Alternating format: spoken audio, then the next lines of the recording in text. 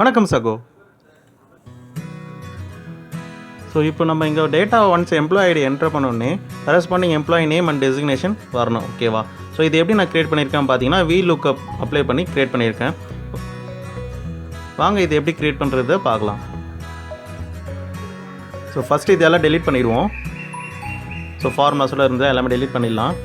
Sheet 2 போவோம். Sheet 2ல்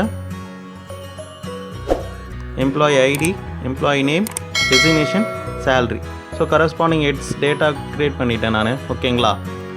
so உங்களுக்கு எவ்வளோ டேட்டா வேணுமோ என்ட்ரு பண்ணிக்கோங்க. தென் ஷீட் 1ல் போயிட்டு நம்ம எம்ப்ளாயி நேமில் ஃபார்முலா க்ரியேட் பண்ணுவோம். Equal to VLOOKUP open bracket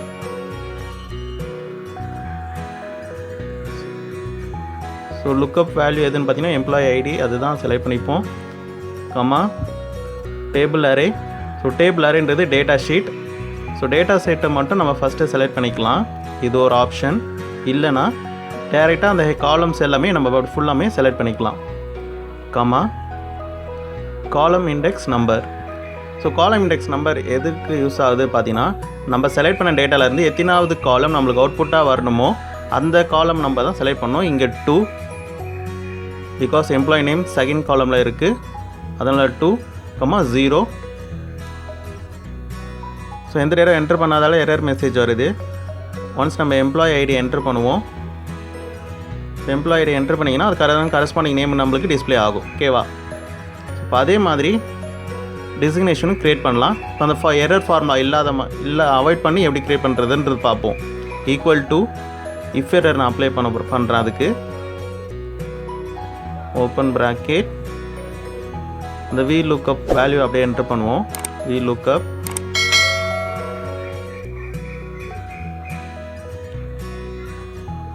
open bracket so lookup value employee ID comma table array sheet 2ல் இருக்க அந்த வேல்யூஸ் டேட்டாஸ்.